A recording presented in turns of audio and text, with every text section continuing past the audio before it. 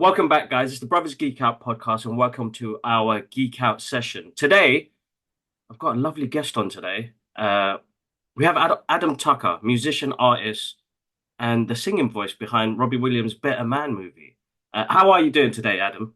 I'm good, mate. I'm very good. How are you? I'm really good. I'm really good. Kind of tired. My little girl kept me up last night, and yeah, I'm still trying to get used to the sleep patterns right now. Uh, I've got yeah, a lot of my friends. I'm turning that age now. I'm sort of 30, and a lot of my friends are having children now. So, I don't have children, but I kind of live vicariously through them. And I find the stories they tell me, and yeah, some of them are positive. Like some people are like, "Oh, I've had like the best night's sleep." Like my daughter, they don't want to say it too much. My friend's like, "My daughter sleeps for 8 hours a night," and then my other friend, he's like, we'll meet up and he'll be half asleep like most of the time. So yeah, I know the sort of feeling all too well anyway. And being a musician, I have a lot of late nights, so Oh and yeah, early definitely. That mornings. must So be. I know the feeling of feeling tired.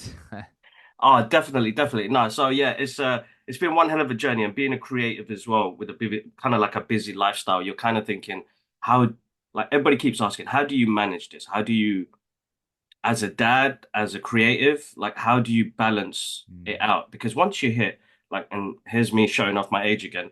I'm 43. I turned 43 last year, and they were like, you're still on it. Like you're still on top of it. Like, how do you kind of keep that balance? And this is what I was gonna like kind of start off with because we do talk about our mental health and we talk about how we look after ourselves as well.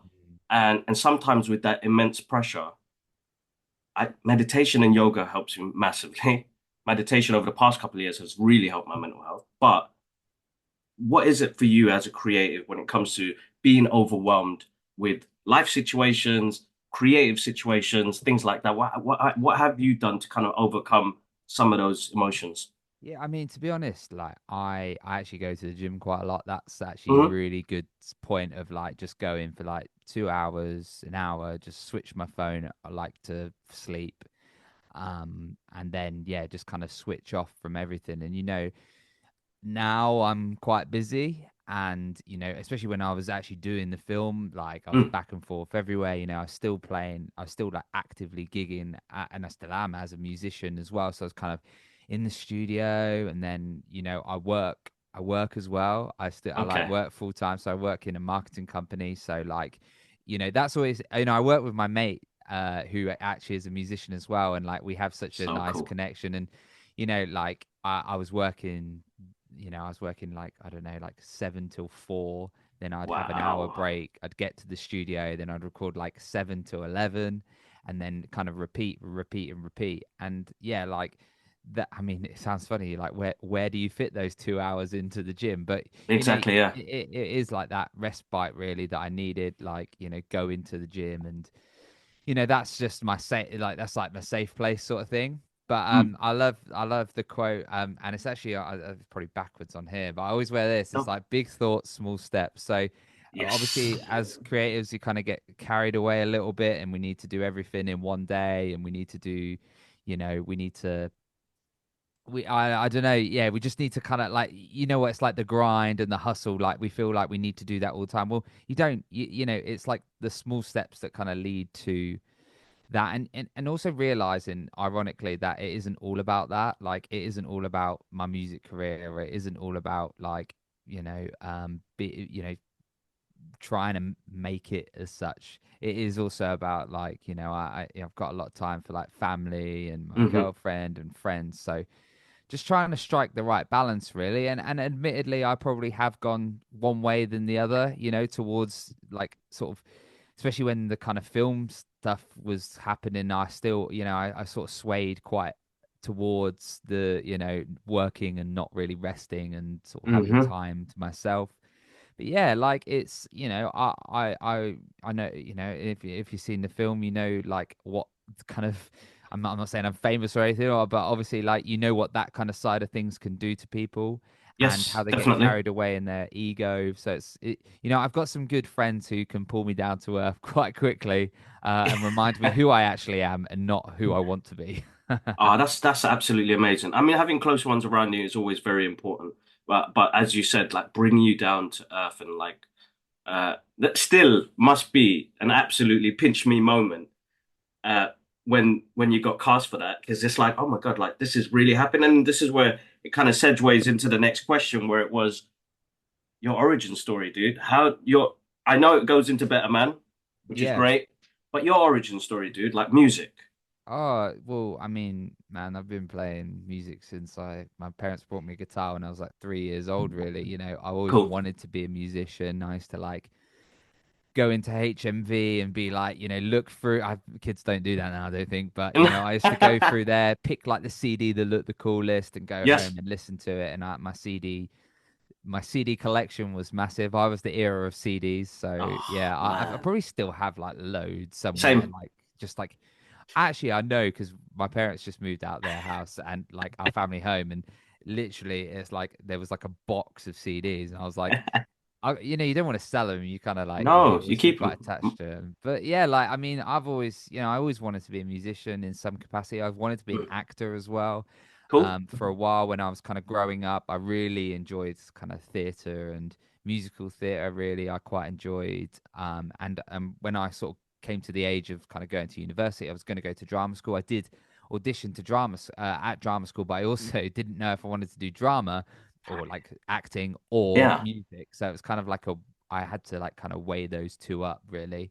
I did choose the music route in the end just because I Cool. kind of felt like that was kind of like my origins, like I've got like my uncle was quite a big inspiration who's a musician as well.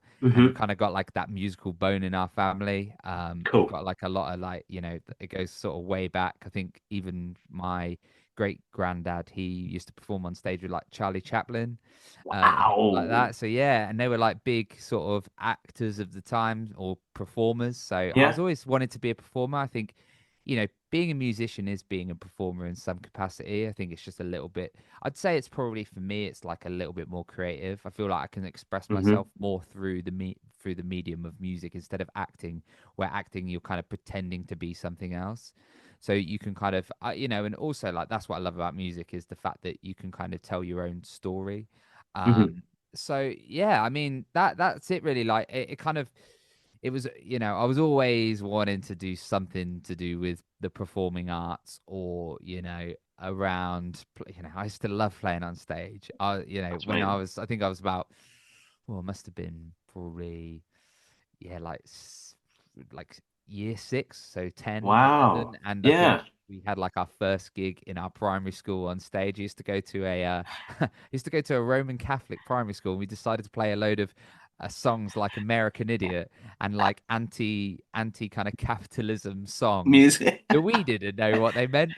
And it was like all these songs that we didn't know the meaning behind, and we just thought they were cool. And yeah, like I remember getting the buzz from playing, and you feel like a rock star in year 6. And I always remember that was kind of, everyone who knows me is always like, oh, Adam's the guy who's the singer and the guitarist and the musician and whatever. So yeah, like to be honest, it's always been in my blood to kind of stand up on stage and kind of perform. But yeah, like I mean, that kind of obviously leads to that like better man thing, but that kind of came out of nowhere as well. Really, it was just kind of a friend of a friend who recommended me because they always say I Wow. sounded a bit like Robbie Williams, and it is it is as simple as two guys in a pub having a chat over work in Wow. London, and one of them was my mate, and one of them was this vocal contractor who's like yeah, he just kind of sources singers for movies and theater and all that sort of stuff. And yeah, he just kind of had something come through the door where he got asked from another friend just to kind of cast this guy.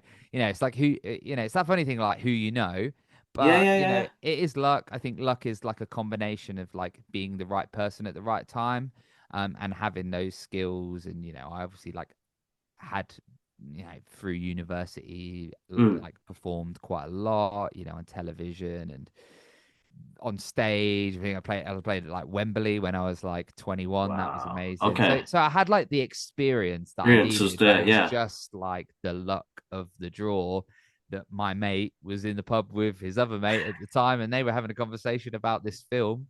But it's not exactly something that you go looking for. Do you know what I mean? No. Like, and I was never in the film industry. I was always a Mm. musician. Like, if I probably got asked to, do backing vocals for Robbie Williams, I think that wouldn't have been too far from like what I've already previously done.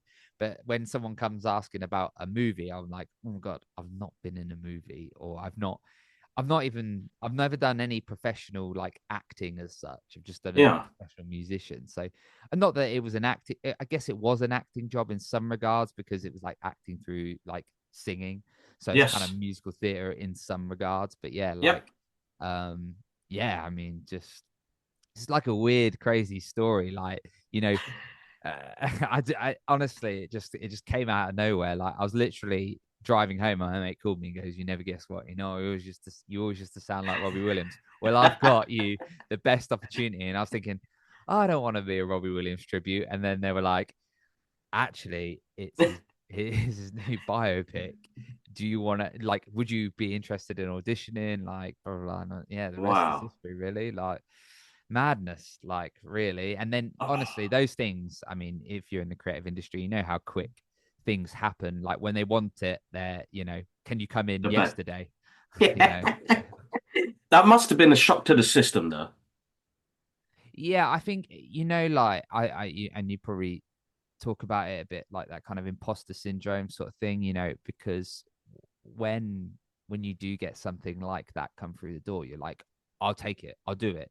But then you go into the studio and you're standing there and you're like, oh, Oh, holy cow, like this is happening. like bigger than what I Yeah. thought. And am I out my depth? Like, am I? And it did take some adjusting to. I honestly, I remember the first few sessions, I was Mm. so nervous.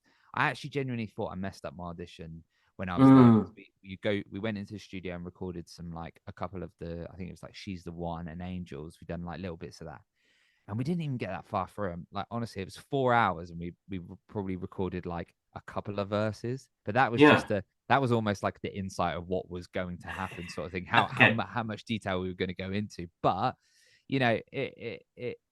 I know I always knew that like I could sing, I could kind of hold my own in that regard. But yeah, you just kind of feel a little bit out your depth. Like this is too big for me. And I Mm. always think like I'm so glad that I never, there was times where I was like on the way to audition. I thought, oh, do I really want to kind of put myself into this? Like, is this what I want? And not from a place of like, oh, I didn't want to. Of course, I wanted to do it, but I was like, it was more like the nervousness, the Mm. anxiety around it. For one, I just felt like I had like this kind of imposter syndrome Mm. lurking around for a while, and it kind of slowly dissipated as we got into it because the feedback was amazing. I met the director and he Mm. and the writers and you kind of meet more and more people, and they were really positive about the whole situation. So I thought, well, if you're happy, that's all Yeah. that's all that I'm matters. I'm part of this now. That's it. I think that self-doubt is like so important. I mean, most of the listeners that always do send messages in, they always talk about, do I belong in this? In Mm, this creative field, do I do this? Like how, we always want to be a part of something. But then when you got it, you don't feel it until you kind of get resonated into the project, I think. Uh yeah, it's a really difficult. you, Like I remember yeah. doing extras work, Mm, slightly younger, and I was like, it didn't work out because I didn't last two movies, and I was like 14-hour days. I was like, oh my God, they only want to shoot for like 30 seconds. What's going on here? But there's like so much to it, and I knew in that moment that this wasn't for me. mm, But while I was there and with the other extras on the film set, I I was like, oh, I'm actually here. I'm actually doing this, but I just still don't feel part of it. mm, And I think after my second experience, I said, I won't do that anymore. Funny enough, I ended up doing two other films after. Uh, but they were best friends. They were like, Kibbs, you're perfect for this role. Like, we need you in this. And I'll never forget it because it's like, this is again going into what I was going to ask you next was seeing yourself, it's like seeing it on the big screen, your voice heard with the cinematography, the graphics, and like the movie's large, dude. Like I came out of the cinema so buzzing. Like I'm a fan of Robbie. I'm a fan of the music, and I'm a fan of like really great creative stories told in different ways. Hmm. So when you did you see like any snippets before you jumped into the car, like seeing it fully on the big screen, or Yeah, you just saw it at the red so carpet? well, yeah, so a lot of the recording that I done was to picture. So like Okay. they'd already done all the photography by the time that we'd started, which is kind of like the way that I don't think it usually.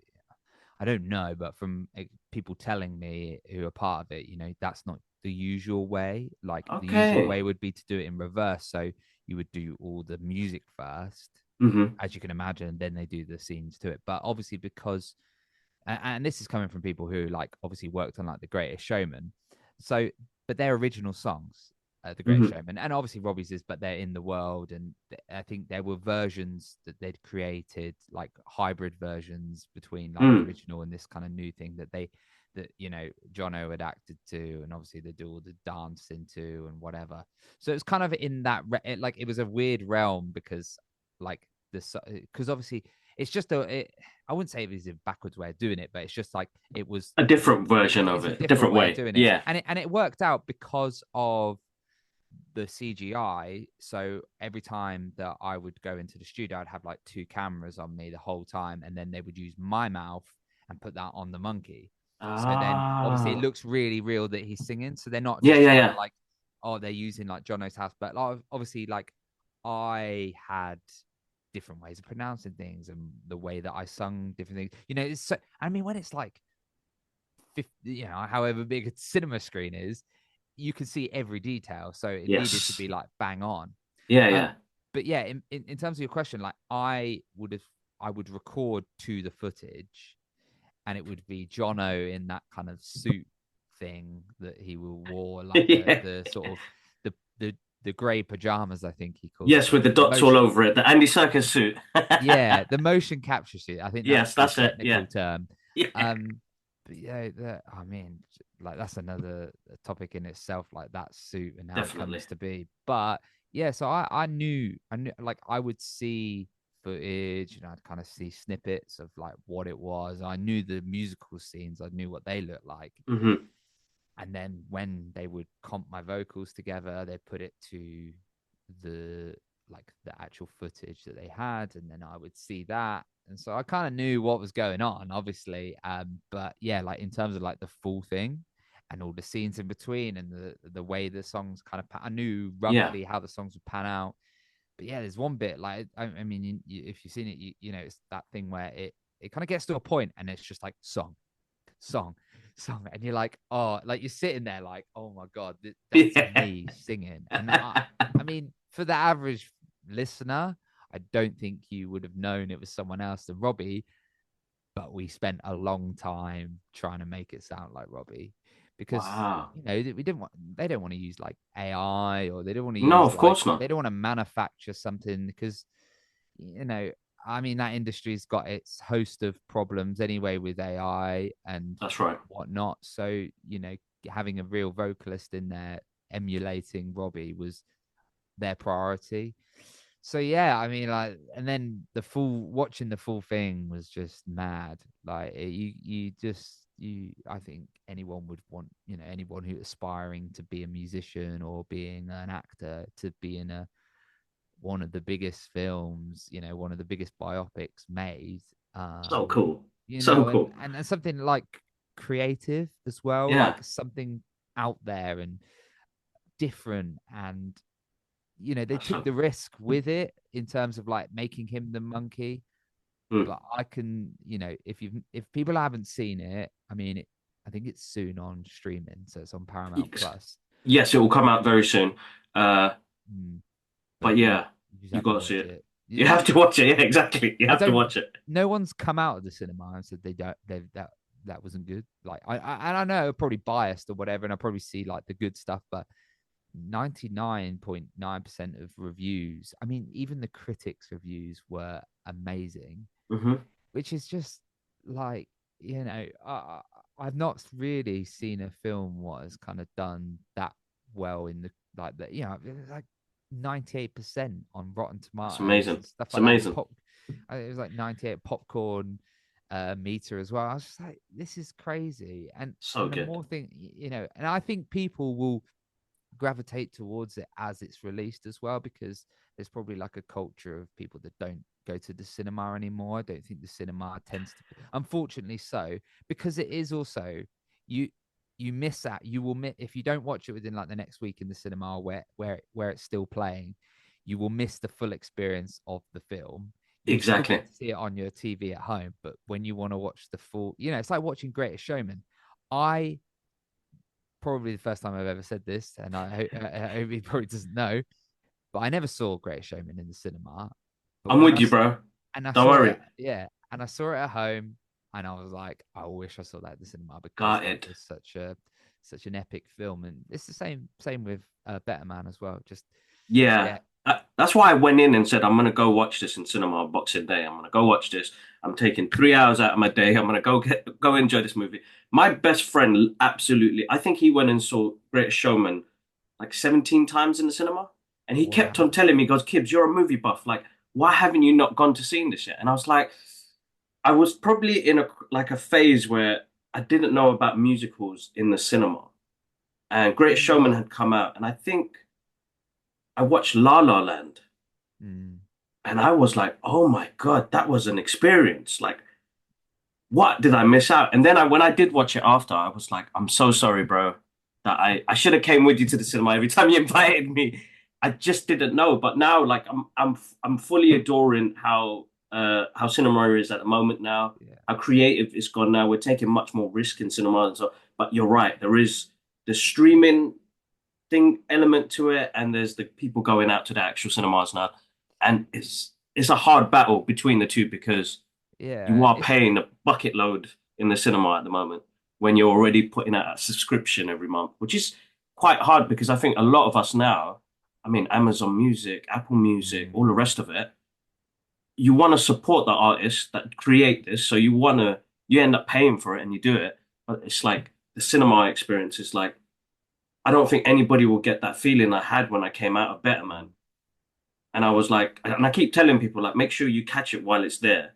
And we've got an in-depth review coming out very soon. Me and my brother do some movie reviews, but where we kind of break it down. We talk about the creative elements.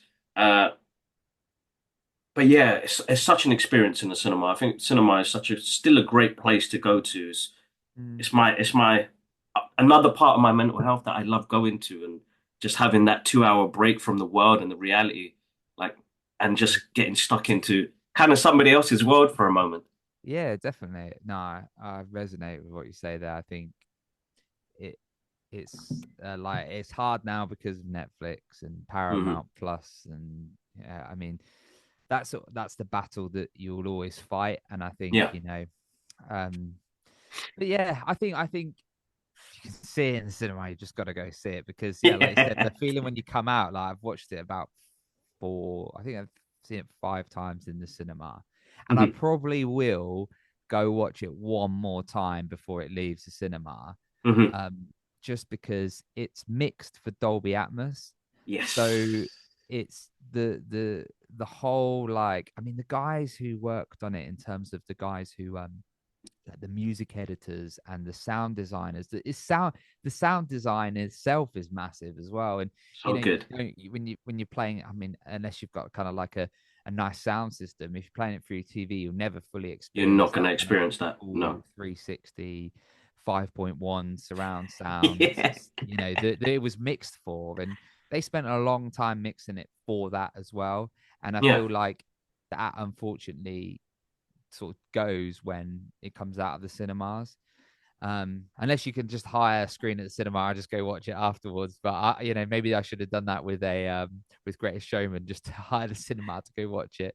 But it Well, I mean, was, it's something that you can do, and I think that's a great experience as well. It's like me and my friends do that quite a lot when it comes yeah, to like movies. I grew up in the 80s. I love some of the movies from the 80s. It's like we do mm, David Bowie's Labyrinth with Jennifer Connelly. It's like one of those movies that I can't actually because I never got to see it in cinema when I was younger. So it was yeah, like when we asked the cinema like, "Can you play this?" And they're like, "Why do you want to watch this again?" And I was like, because I never got to see it as a kid in the big Mm. screen. Like I love this movie, I love the soundtrack, so I want to see it on the big screen. Same thing like Back to the Future and things like that. So we watch a lot of 80s movies. We'll once a year we'll book it out, us and the friends sit there Yeah. and we'll pick a movie and really enjoy it. And I think it's something that I think it's a great thing to do with friends and family. It's like a new thing that we can do with friends and family as well. Massively, yeah. I think that's something that, the one film that I would like to go see at the cinema that I've never seen is probably like the first ever musical that I can remember is Chitty Chitty Bang Bang. Oh, Dick Van Dyke. Dick Van That's a Dyke, good one. yeah, yeah, and I always remember absolutely loving that, and I feel like that would be one that I'd have to go to the cinema experience. I mean, it probably wouldn't be sort of the same as go watching something like Better Man, but I just think that whole experience of going to the cinema, Man, I'm so Chimney. lucky. Oh, My cinema is 200 meters away, oh wow. so we go watch anything that's on, really, even if That's we amazing. don't want to watch something, and I always think that that's sometimes the best time to go when you don't Yeah. feel like you want to watch something, or you're like, I'm not interested in that genre or whatever, and then you come out and you're like, oh my god, that was like one of the best things that, Yeah. because my genre of film is, I love like the Guy Ritchie stuff, like the kind of gangster thing, and like the snatches and things like that. So that's probably my genre of film. But yeah, like I would happily go watch anything really at the cinema. And since kind of, especially like being in a film, you really Mm, respect it a little bit more. I know that hmm it's sort of bad to say, but I definitely think, I've been a part of that. I saw how long it took like 5 years to make this film, and there's so many delays and things like mm, that, and it's just like, well, if I really want to support the film, going to watch the film in the cinema is definitely the best way, and to support your local cinemas, because 100%, those 100%. independent cinemas like our one then unfortunately not going to last that much longer if people I'm don't not go, and going. Netflix and I get it, like on demand you can watch it when you want, but like you said, it's just time out to go watch something in the cinema. You turn your phone off, you go in there, you grab your popcorn, you eat that Yeah. before the film comes on, you have your Tango Ice Blast as Oh well. yes. But actually, funny enough, I had an appearance at like another local cinema, which is just down the road, Cool. and they gave me a free membership for What? so I could go watch anything now, but for free. The only problem Let's is I go. have to drive there. That's the only downside. Whereas I could That's all just watch right. that one. But I was like, well, I said I need a Tango Ice Blast at the same time though every time I come in. So they were like, they were happy to oblige. So I'll now be going to the. I mean, I don't know how long that will last, but they gave me a free membership when I done it. So I was like, Why well, not, that's dude? fine. Why not? That's the one thing I love about not it's not like it's just I don't know, it just feels like a really cool privilege. Like suddenly, like, oh wow, I've got some merch from like, different companies or like, it's interesting where the kind of creative field can take you and Mm, kind of some of the perks you get out from it. It's hard work though, guys. Don't ever think it's ever easy. Adam's been in the game for a very long time. He's been gigging around everywhere. But in general, with creativity, I think it's amazing that you can work with some of these studios and brands mm, and get some cool little perks out of it as well. But cinema, yeah. yeah, guys, please keep the cinemas alive, man. That's my father, my dad. That was the first thing, like how we bonded was in the cinema. He took me Mm, to watch Jungle Book. He absolutely loves that movie. He loves the soundtrack, and like my kids now enjoy it, and we listen to that soundtrack all the time. Chitty Chitty Bang Bang. Oh my God, me and my dad used to watch that all the time. yep. Like, I'm a big fan of Dick Van Dyke. His music as well, and it's like it just transcends through generations, right? Uh, but yeah, absolutely amazing. Amazing. You've had a one hell of a journey, dude. I gotta say, bro. Yeah, man. One hell of a It's journey. it's fun to kind of reminisce on like where you kind of came from, and the the time and money that you spend on becoming, and that all too well, like the time that you spend, but also the money that you spend Hmm on becoming a musician. Like we always joke, like, I've been in a lot of bands, and I still am in bands as well, and they're some people will ask you to play, you give them a price, they're like, oh, it's a bit expensive for us. I think, we're traveling to you Yeah. in, in a van that we pay for with music equipment, probably, you know, like thousands and thousands of pounds of music equipment. And but then you put in the time as well that we've to hone the craft.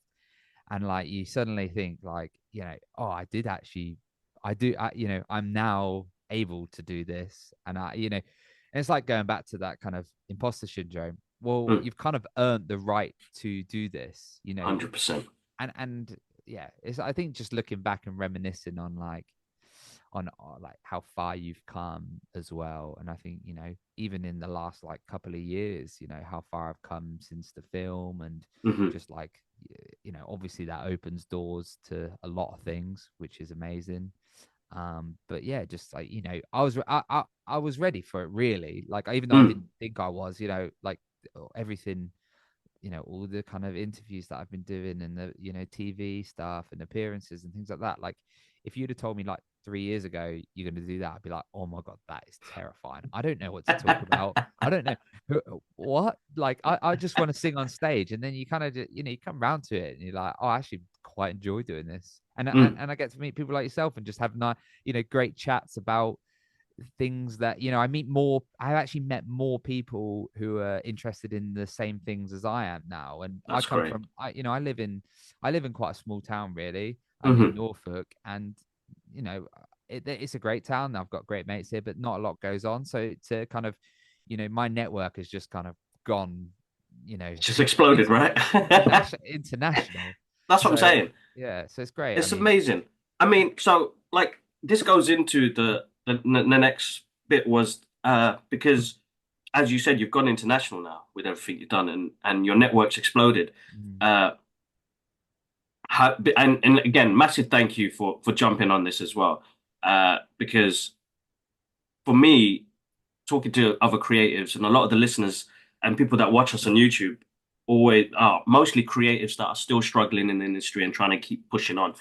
Uh, but I do say like make sure you have like mental breaks, mental like social media breaks as well and stuff like that because feel like they need to push out so much into it and realize they're not getting nothing back in return. How do you feel like now with the immense amount of things coming through now? How have you been able to figure it so all out and like kind of work yeah. it out? Like, how do you feel like you've maintained that now since it's got even more busy?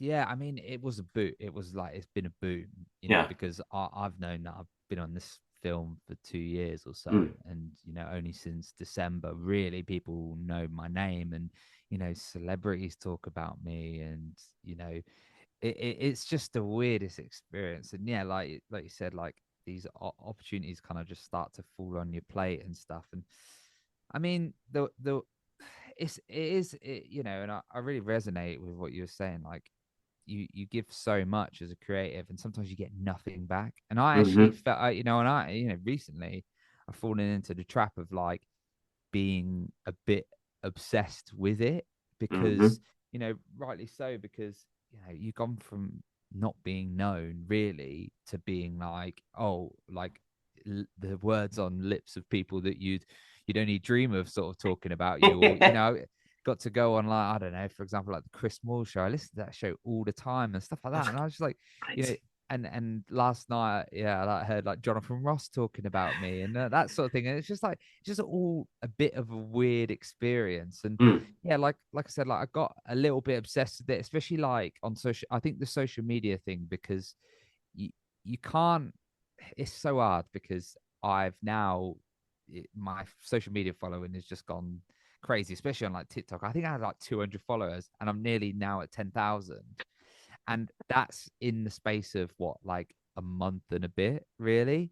Crazy, And then right? I became like really obsessed with like the numbers, and I was like, oh, if I post the next video, like, is that going to get as many likes, or should I post about this, or should I post about that?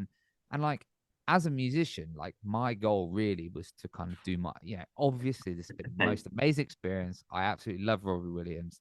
I've managed to get like a #1 album with him. I mean, there's not much more that I could have wanted from this kind of singular project, but I think now I want to move into something for myself in terms of like 100%. making my own music. I've got this platform. I've worked with, a number, I've been able to work with a number of people on this project as well. And I think, you know, which is crazy. I mean, just being able to sort of release my own music. But yeah, like I said, like the problem is I've been so obsessed. You get to a point where you're like obsessing about the The next thing. numbers. Yeah, And and the next thing, unfortunately, yeah. like this is just from a musician's perspective. Like a musician's life basically used to be you would you would essentially write a song, or an album, you record the album, then you go on tour, and then you have a little rest, and then you recycle. And everyone would do everything else for you, but you would do the music. Mostly would do the Hmm. music. Now you're like a social media content creator. You're your own Mm. like booking agent sometimes, and you're trying to find a manager, and you're trying to find this. And then suddenly it just becomes like this like job that it never has been. When I first started in bands, it never Mm. was about like social media that much. It was like, oh, do people actually like you? Do they come watch you live, sort of thing? And that is obviously still a That's right. metric that people care about. But now it's all about the social media, the likes, the Mm. follows, like, and I mean, I've kind of got a bit AWOL on the question, but I think, No, it's I think that obsession can, like, and we said earlier, like you've just got to take breaks from it. And also you've got to realize, like, and I know this sounds I think you have to, like, I've just gonna release a song soon that's just completely like, I used to write songs that were mm. very much just kind of like, oh, they were happy fun songs, hopefully they were catchy and whatever. Now I was just like, after doing this film, I saw like Robbie Williams songs. I'm like, I need to actually write something that means something to me. That's right.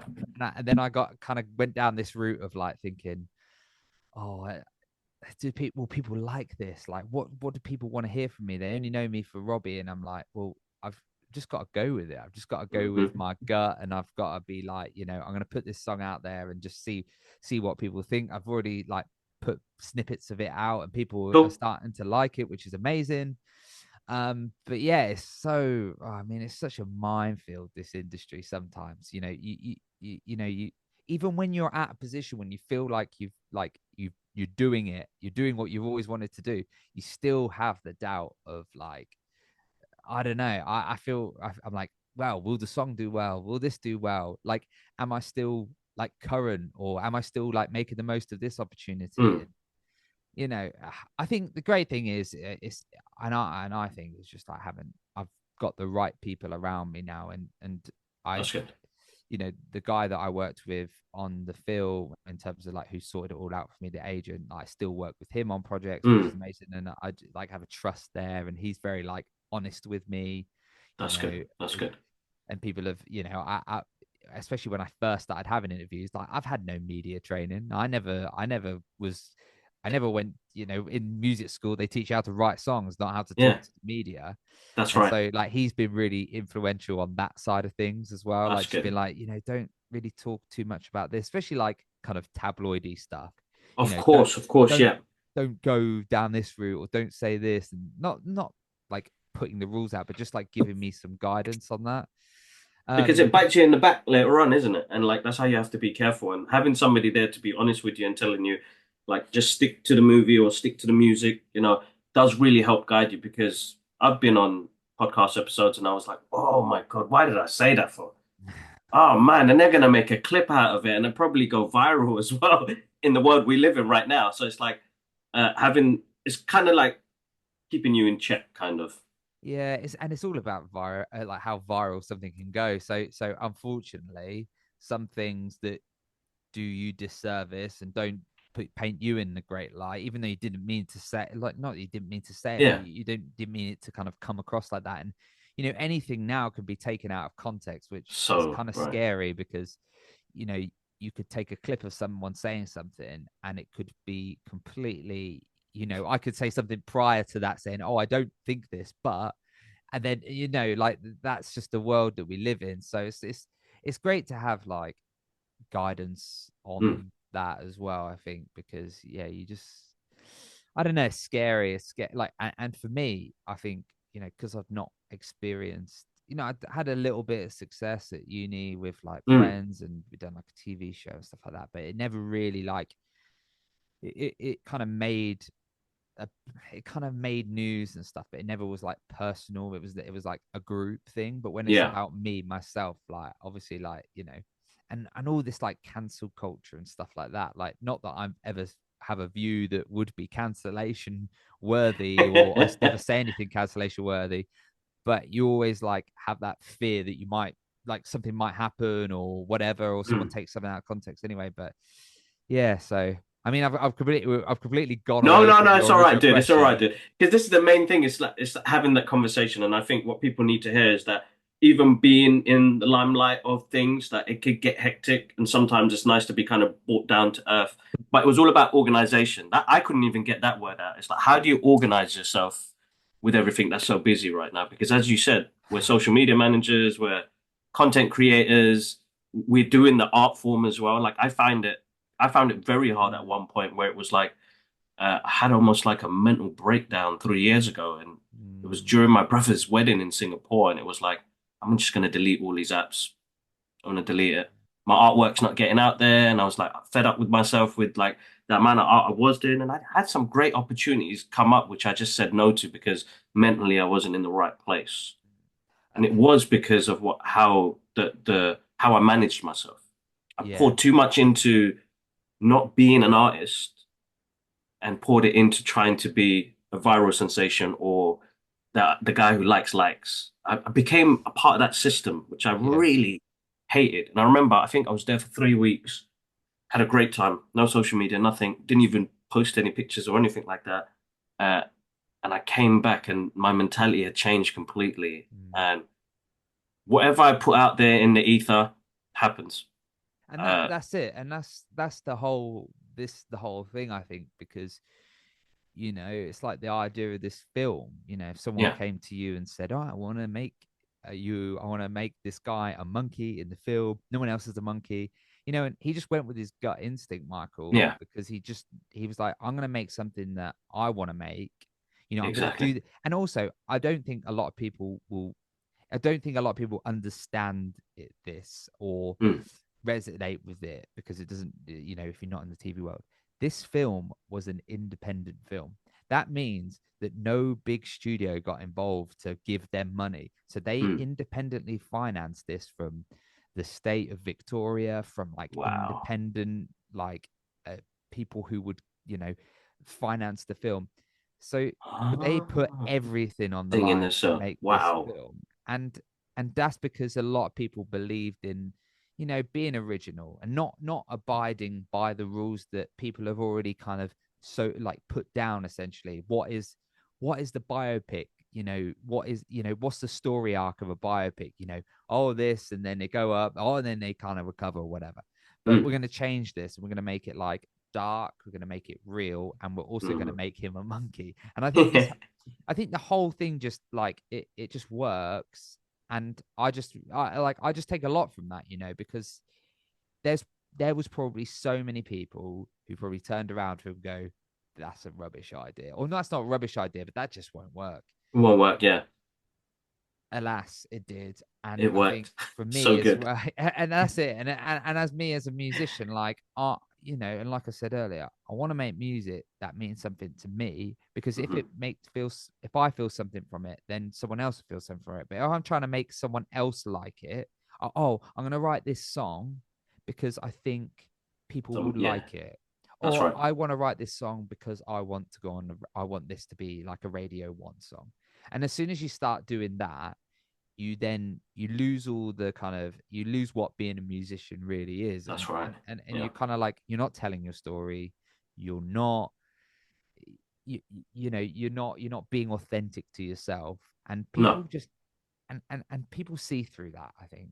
And that's the 100%. problem, because we 100%. we know those musicians that we think are they're a little bit manufactured, but then we get the Hmm. musicians that you're like, oh well, when he sings, I truly believe that he has felt those emotions. It's like a Yeah. like I really love, like I really like bands like, like in the pop world, probably like Mm. people like Lewis Capaldi and stuff like that. Yeah.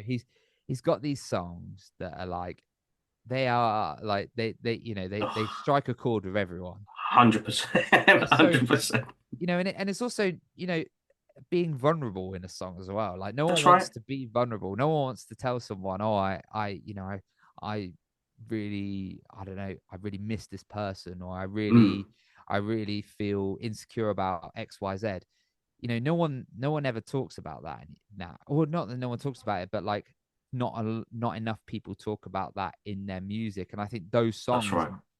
and it kind of comes all the way around, but then songs actually do strike a chord with people when you're doing it for yourself, because Ah, ultimately yes. it's your music, It's your music. That's right. but that's what I'm trying to, and that's what I've learned from experiences, and Mm. especially writing songs as well. Like I've sent, I've written hundreds of songs, and I think the ones that actually people like are the ones that I'm like, oh, I'm a bit shy to show you this one, because I actually, And you know, it and that's it. it Like, strikes a chord, isn't it? Yeah. there's a line in the film actually, and it's like I think it's Guy Chambers says, because Robbie starts one of the scenes where he's writing something beautiful with Guy Chambers in a rap. Mm. The rap was performed by myself. Um Ah, nice. which is the most ridiculous thing, because I remember going home and telling my girlfriend that by the way, I'm rapping in this film as well, and she was like, Ah, yes, that's his trick. you're having me on. but but yeah, so anyway, that kind of scene starts with him rapping and kind of being like, um not himself in any way. That's right. Yeah, And that's and right. then Guy Chambers is like, I can't remember the line, I should know it because I've seen it so many times, but it's kind of the idea that, write something that means something to you, like, sort of thing. And then he starts singing something beautiful, and the Mm. lyrics of that make so much more sense, and they strike a chord with people, because I mean, that made me, like, I remember, like, because of where it is in the scene, and what has happened in the film, Yeah. I think it just kind of worked perfectly. But just that's that kind of approach really is what I want to do. And not being, like you said, like, not being the person who's striving for likes, and not being that person that's like, and it's so, and I don't, it's so hard not to do it. I think that's the thing, it's so hard not to be that person who's like, I just want likes, I want people to like this, I want people to like that. It is so hard, and I don't think, there's a part of me that will never go. Like, I Mm. want people to like me, because if you like me, I like me. And I think that's the thing that I have to pull myself away from a lot. And Hmm. that's just being, and that's being a creative, that's the performer in me, because I want to perform. I want people to kind of enjoy what I'm doing. But yeah, it's some It's a yeah, tough like I one said, because it's you said tough. you did marketing, right? Yeah, so I did, yeah, so I So worked in that's not market. that's all about numbers as well. Oh So mate, yeah, like you wouldn't believe. Yeah, so it kind of works out because I was in marketing for 10 years. So at that point where it did kind of bog me down, but to the listeners, guys, like try and focus on the art, the creativity. The numbers will come. The algorithm is so random. And you have a video that pop off to like 1 million or 8 million, and the other video probably do 10 views. But I think my main message has always been to the listeners is that you connect with one person with a piece of artwork, with a piece of music, with a piece of film.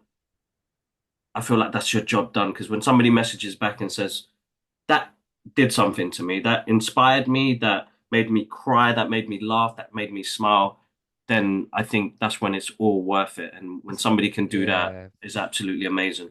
it's also interesting what you just said. Actually, it just kind of reminded me of something where you said, people send messages, or say that they enjoyed it, and as a creative, and especially as someone who's like up and coming and wants Mm. to kind of, do well, you need to talk, you need to, I mean, this is always a minefield as well, but you need to connect with all those people. Like, Yeah, you know every person that sends me a message that I see, I reply to, on TikTok, on Instagram, even if I just send like a love heart or like a smiley face, I just want them to know that acknowledge them. I Yeah, acknowledge them, yeah, because they're they're part of like making you who you are. And exactly. I always, I think, like, I never don't have time for someone. Like, if someone stops me in the, few people like stop me in the street now, and said like, "Oh, you're the guy," or messaged me like, "Did I just see you in the street?" I'm like, "Yes, I'm still in town, by the way. So if you want to Haven't moved to chat, LA yet. hey, yeah, I haven't moved yet. But I still live in Norfolk, so. But yeah, Oh, I brilliant. honestly, I'm just, I think you just gotta have time for everyone, like, and listen to what they've got to say because sometimes they've actually got like an amazing idea that you don't know or you've not thought about, or they might be another sort of creative who wants to collaborate. It's a Yeah, networking industry as well at the same 100%. time, and you've got to talk to your fans or your sort of admirers and stuff because they're the ones who make you you. So Exactly, exactly. Oh man, look, Adam, thank you so much. I think I've taken more of your time than I was supposed to. Uh, Working on anything new coming soon? You did say something about a song coming out very soon. How soon is that coming out? 28th of Feb, I have a new song called Ooh. Underrated Grace coming out. And I've worked with a guy called James Kenosha is the guy who's produced it. Now, James is like you never know producers' names, but he produced Birdie and Rhodes. He's Oh, done some of like rudimental stuff, and he's done like a whole host of other like nice. big pop acts. So I've Yeah, I mean, this is just another kind of thing that's happened after the film because of the film sort of thing and given me a yeah. platform to kind of do. And I connected with him and he's kind of produced this song. And then I worked with a guy called Patrick Doyle, whose dad is Patrick Doyle Senior, I guess, who wrote all their who well partly wrote and composed all the Harry Potter music. So Wow. there's some cinematic elements in this Wow. song. Patrick, his son, who I worked with, is a Scottish BAFTA um, composer, Wow. BAFTA award-winning composer, should I say? Cool. So he's done an amazing job with it, and yeah, it's gonna be out there. I mean, if anyone follows me on social media, I do apologize because I will be posting about it a lot, but as you do. But yeah, Why not? that's what I'm gonna do, and then yeah, like in the summer, I mean. There's a lot of things up in the air at the moment, but I think quite a few sort of festivals and stuff like that. Cool. So somewhere near you, wherever your listeners are from, wherever they are, there'll probably be something within about 30 or 40 miles. So but yeah, it's just it's amazing opportunity. So I'm just taking it with both hands, and it's something that I've always wanted to do is release my own music as a solo artist. I've released Nice. it as bands, but I think for me as Solo. myself, Yes. I think it's something that if people like it, they like it. If they don't, they don't. But hopefully, it's not a happy song. It's a sad song. So it'd be it's appropriate for this weather. But then I do have a couple of other singles that are definitely more spring kind of feeling and a bit more summery. So yeah, hopefully yeah, people were like that. But yeah, mate, it's been so good to chat, and I think it's so nice to kind of talk on a level where someone's in the same boat as you, even if it is in kind of might be similar industry sort of thing. But as a creative, I think you talk to a lot of people who are, I don't know, sort of journalists and stuff like that Hmm. who aren't really, they are interested, but you're kind of interested at a different angle. So I really appreciate your time as well for chatting to me because I've really enjoyed it. No, thank you. Right. Honestly, honestly, guys. So all of Adam's links, socials, everything down below, and I will link the when you release the single right down there as well, Yeah, guys. So I've definitely got a pre-save link, so I'll send you that as well, awesome. so you can Please, have a that send that. That'll be all in the description. But look, I try and take things from a different perspective. Being a creative myself, I'm a comic book artist. I've been doing it for years, but I've gone into like videography, Mm, producing music as well, a little bit as well, and that's fun stuff. Like when I stopped doing art, but I came back to doing comic book art later, and it's all about the journey. And I want to be able to inspire some of the listeners that do listen in and do love mm. following us on our socials that you could do amazing things in this, but baby steps though, baby steps. Don't put Big, yourself in like, it's there you go. big thoughts, small steps. There you go. Exactly. And yeah, again, Adam, thank you. Honestly, Nah, I, thanks I ever so can't much, thank you mate. enough. Guys, make sure you guys are subscribed to the channel, do all the good stuff, like, share, comment. Go check out Adam's pages as well. Also, we are on Apple Podcasts, Spotify, Amazon Music, and then you can catch us on all the socials. Just type in the Brothers Geek Out podcast, and we'll catch you guys up soon. One love. Peace.